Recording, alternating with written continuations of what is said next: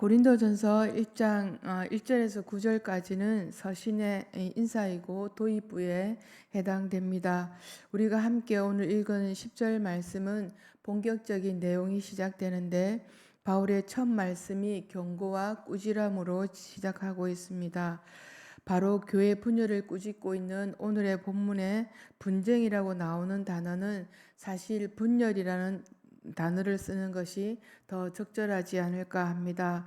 10절을 보면 사도 바울은 고린도 교회를 향해서 분쟁이 없이 같은 마음과 같은 뜻으로 온전히 합하라고 또 주 예수 그리스도의 이름으로 엄숙히 명하고 있습니다. 물론 바울이 이처럼 고린도 교회 성도들에게 하나 될 것을 명하는 것은 11절에 언급한 것과 같이 그가 근로의 집을 통해서 고린도 교회 안에 분쟁과 다툼이 있다는 소식을 들었기 때문입니다. 그런데 여기서 우리가 알아야 할 것은 당시 고린도 교회 내에는 단지 분쟁과 다툼만 있었던 것이 결코 아닙니다. 고린도 전서 전체를 통해서 당시 나타나는 것은 고린도 교회 안에서 우상 제물과 음행 또 실로 우리가 생각하기에 하급하다고 느껴지는 문제들이 산적해 있었다는 사실입니다. 그럼에도 불구하고 사도 바울은 인사말을 마치기도 무섭게 가장 먼저 분쟁에 대해서 언급하고 있는 것입니다. 왜 다른 시급한 문제를 제쳐놓고 이렇게 분쟁 문제부터 다루고 있는 것일까입니다. 요한복음 17장에 보면 거기에는 한 장 전체가 에 걸쳐서 그리스도께서 하나님께 드리는 대제사장적 기도가 기록되어 있습니다. 이 기도는 그리스도께서 공생의 기간뿐만 아니라 기도와는 달리 이제 십자가를 눈앞에 두고 드리는 기도에 해당이 됩니다. 어쩌면 임종을 앞둔 부모가 자녀들을 앞에 두고 또 드리는 기도나 당부와도 같을 것입니다. 그런데 이 기도를 통하여서 그리스도께서 가장 또 간절히 간구하는 것은 다름 아닌 제자들의 하나됨이었습니다. 곧 주님께서 하나님과 그리스도께서 하나된 것 같이 저희들도 하나되게 해달라고 간절히 기도드리는 모습입니다. 이러한 기도는 주님께서 제자들을 남겨두고 이 땅을 떠나실 때 가장 염려하시는 것이 무엇인지 또 무엇을 바라고 계시는지를 잘 보여주는 것이 아닐까 합니다. 제자들이 하나 되면 그것은 주님은 그렇게 간절히 간구하셨던 것입니다. 주님은 사도들에게 뿐만 아니라 주님의 제자들 모든 성도들에게도 바람이셨을 것입니다. 그러므로 교회와 성도들은 무엇보다도 서로가 하나 되기 위해서 우리 모두가 힘써야 함을 고백합니다. 1절 말씀에 우리 모두가 같은 말을 하라고 나옵니다. 이 말은 한 마음으로 같은 주장을 해야 한다는 뜻입니다. 이 세상에 80억이 넘는 사람들이 이 세계를 세상을 이루고 살아갑니다. 그런가 같이 교회 안에도 너무나 다양한 사람들이 함께 모여 신앙생활을 하고 있습니다. 어느 누구 하나 동일하게 같은 성품, 같은 성격을 가진 이가 없고 자신만의 라이프 스타일을 가지고 다 있습니다. 신앙의 연수가 다르듯 우리의 믿음의 경험도 다 다릅니다. 그러나 우리가 바라보는 분, 우리가 믿고 또 의지하고 바라보는 분은 동일합니다. 우리 모두가 하나님의 자녀임은 틀림이 없습니다. 주의 일을 하다 보면 모두가 믿음 안에서 서로 연합하고 동력하려는 마음을 다 가지고 있으실 것입니다. 나 개인의 일이면 사항은 다르겠지만 교회의 일이고 공동체의 일이기 때문입니다. 우리가 주의 일을 앞에서 나의 생각을 조금 내려놓고 지금까지 자신의 경험한 믿음의 세계도 잠시 내려놓고 우리가 연합하고 합평을 이루는 가운데 하나님의 일들이 이루어져야 함을 고백합니다. 서로의 의견은 조금 달라도 생각은 달라도 어떤 일 앞에 그것이 주님의 일이고 공동체를 위한 일이라면 우리는 같은 말이 나와야 하고 같은 마음이 뜻이 모아져야 합니다. 그래야 사람의 모양이 나지 않고 하나님께서 온전히 이루어 가심을 보게 됩니다. 주의 일 앞에 우리 자신이 드러나지 않고 하나님께 영광을 올려드리는 믿음으로 이어지기 때문입니다. 그렇지 않으면 그 일을 통해서 사람의 소리가 커지고 주의 일을 통해서 오히려 서로에게 상처와 아픔을 남기게 됩니다. 그렇지 않게 되면 주의를 통해 그 어떤 자라도 소외된 자라도 모두가 어우러질 것입니다. 서로의 섬김을 통해 우리 가운데 그리스도께서 공동체 가운데 계심을 서로가 고백하게 되어질 것입니다. 그러기를 원하는 자들이 있는 곳에는 항상 너와 나를 통해서 분쟁을 멀리합니다. 그들이 있는 곳에는 언제나 화평이 있고 또 서로가 연합을 이룹니다. 우리 모두가 그 모든 일에 쓰임 받기를 기원드립니다. 1절 말씀에 너희 분쟁 가운데 같은 마음과 같은 뜻으로 온전히 합하라는 말씀이 있습니다. 사람은 다 다른데 어떻게 마음을 같이 합할 수 있을까입니다. 그러나 주의 일 앞에 우리의 마음이 같아야 함을 봅니다. 주님께서 바라시는 부분이 바로 우리의 마음이 하나됨이기 때문입니다. 마음이 모아지지 않을 때 그곳에서 일어나는 것은 분쟁이기 때문입니다. 교회 성장도 사회 봉사도 하나님의 뜻이 담겨 있지만 교회를 향해 하나님께서 가장 먼저 바라시고 염려하시는 것은 하나님의 자녀들이 성도들이 모두가 하나 되는 것입니다. 11절부터 제기된 고린도 교회 분쟁에 대한 바울의 지적은 13절에서 그 절정을 이룹니다. 12절 말씀에 보면 각각 바울에게 아볼로에게 게바에게 그리스도에게 속겠다고 서로가 주장하는데 여기서 나눠지고 분쟁하는 고린도 교인들을 향하여서 사도 바울은 그렇게 말합니다.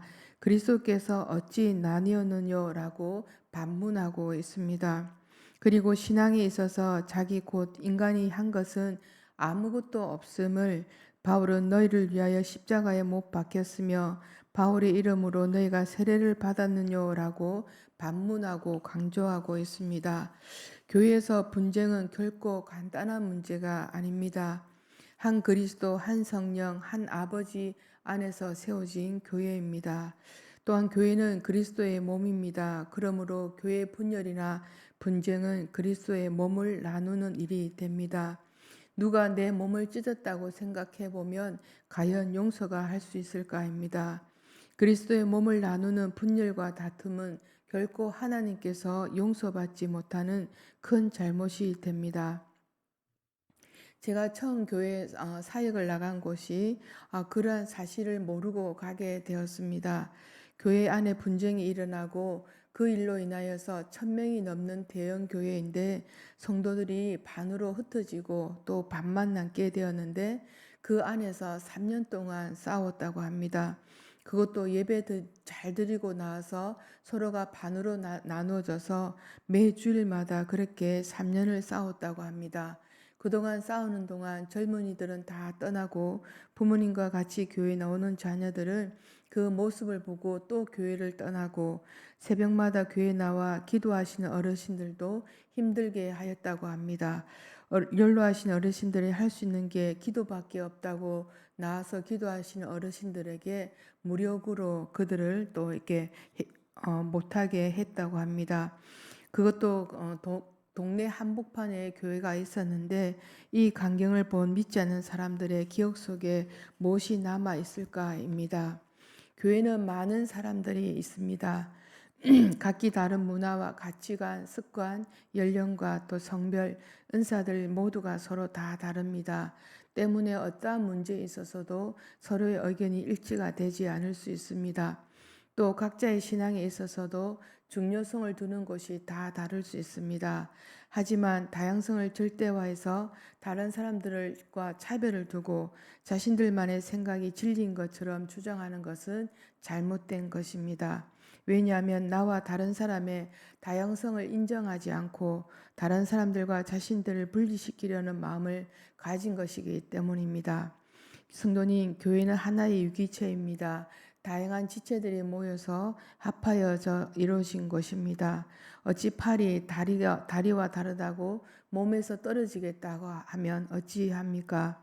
다리가 스스로 몸에서 떨어지고 싶다고 하면 어찌해야 합니까? 만약 이렇게 한다면 이것은 그리스도의 몸에 장애를 입히고 그의 머리이신 주님과 다른 지체에게 고통을 주는 것이 됩니다. 우리 모두가 교회 안에서 다양성을 서로 인정하고 또 서로를 존중하고 연합을 이룰 때 우리에게 아름다움이 이루어짐을 고백하게 될 것입니다. 우리 모두가 12절 말씀을 다시 한번 읽어보겠습니다. 시작. 내가 이것을 말하거니와 너희가 각각 이르되 나는 바울에게, 나는 아볼로에게, 나는 게바에게, 나는 그리스도에게 속한 자라 한다는 것이니. 아멘. 고린도 교회에 있었던 분쟁의 구체적인 원인 한 가지가 나옵니다. 바로 성도들이 제각기 자신의 신앙의 근원지를 하나님께 두는 것이 아니라 사람에게 두고 서로가 다르게 주장하는 것이 분쟁의 원인이 된 것입니다. 그들은 각기 자신들의 영향을 받은 지도자에게 속한 자라고 주장합니다. 즉 바울, 아볼로, 게바에게 속겠다고 주장하는 것입니다. 이것은 속겠다는 것은 그 대상, 신앙의 중심을 잡는다는 말입니다. 바울은 고린도 교회의 개척자고 아볼로는 목회자이고 게바는 또 예수님의 수제자였습니다. 물론 이들이 고린도 교회의 성도들에게 많은 영향을 주었습니다.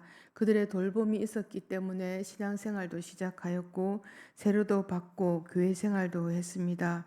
그들이 없었다면 성도들이 아마 신앙생활하기에 어려움을 또 맞이하였을지도 모릅니다.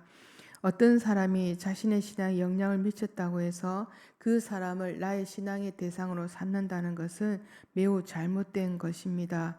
우리의 신앙의 대상은 분명합니다. 우리가 누구를 믿고 있는지가 분명해야 합니다.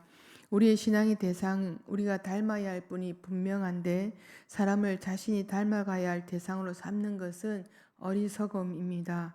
만약 그 사람이 주변 사람들에게, 이웃들에게 좋은 영향력을 끼치고 또한 본인 또한 삶을 잘 살아간다면 다행이지만 그렇지 않고 신앙의 본보기로 삼는다면 그것만큼 지롭지 않은 결과를 보여주는 것이 됩니다. 우리가 아무리 많은 사람을 영향을 끼친 사람이라도 그는 우리의 신앙이 대상이 될 수 없는 것입니다. 신앙생활 하다 보면 신앙의 멘토를 둘 수 있고 참 존경하고 흠모할 만한 사람들을 두기도 합니다. 그런데 그의 삶이 온전히 살아내지 못하고 신앙의 대상으로 삼는다는 것은 우리의 어리석음을 나타내는 결과가 됩니다. 사람을 사랑하고 존중하고 섬기는 것이지 사람을 따르는 것은 비신앙적인 것이 됩니다. 우리의 신앙의 대상은 오직 예수 그리스도이십니다. 나의 신앙의 대상이 오직 예수 그리스도임을 고백하시는 우리 모두가 되시기를 기원드립니다. 우리 13절 말씀을 다시 한번 읽어보겠습니다. 시작. 그리스도께서 어찌 나뉘었느냐? 바울이 너희를 위하여 십자가에 못 박혔으며 바울의 이름으로 너희가 세례를 받았느냐? 아멘. 그리스도께서 교회라는 의미에서 본다면 교회가 나누어졌으므로 그리스도도 나누어진 것이라는 의미가 되어집니다. 여기서 어찌 나누느냐라고 번역된 것은 단순히 나누었다가 아니라 나누어주다라는 뜻으로 완료형으로 진행이 됩니다. 그리스도가 여러 조각으로 나누어져서 각기 다른 당파가 주어질 수 있다고 너희들은 어떻게 생각하느냐라고 지금 반어적으로 질문하고 있는 것입니다. 그래서 바울은 본문을 통해 명확하게 지적하고 있습니다. 교회의 머리가 되시고 교회의 하나됨의 근원이신 그리스도께서 결코 당파로 분리될 수 없는 존재라는 사실을 말하고 있는 것입니다. 13절 말씀 부분에 보면 바울이 마치 세례를 부정하는 것 듯한 인상을 주기도 합니다. 이처럼 역설적으로 표현하면서까지 고린도 교회 성도들을 향해서 분노를 표시하는 이유가 무엇일까입니다. 우리는 주님을 믿고 예수 그리스도 이름으로 물과 성령으로 세례를 받고 거듭난 자로 살아가고 있습니다. 예수 믿기 전에 우리에게 있었던 제된 모습, 또 물과 성령으로 씻음을 받았습니다. 주님이 나의 구주이심을 고백할 때 이제 나는 나의 뜻이 아니라 주님의 뜻을 따라 사는 자임을 고백한 것입니다. 주님의 뜻은 성령 안에서 우리 모두가 하나됨입니다. 나로 인하여 이웃이 공동체가 하나 되고 연합되어 가는 길에 우리 모두가 또 쓰임 받아야 합니다. 우리 안에 품고 있는 마음 따라 오늘도 주님께서 우리들 삶을 통하여 하나님의 일을 이루어 가실 것입니다. 주님이 쓰시고자 하는 우리 마음을 우리 안에 품고 또 화평을 이루는 말들을 통해서 하나님께 영광이 되고 또 이웃들에게는 그리스도가 전해지는 구원의 통로로 이 한날도 저와 여러분이 함께 잘 살아내는 복된 날이 되시기를 기원드립니다.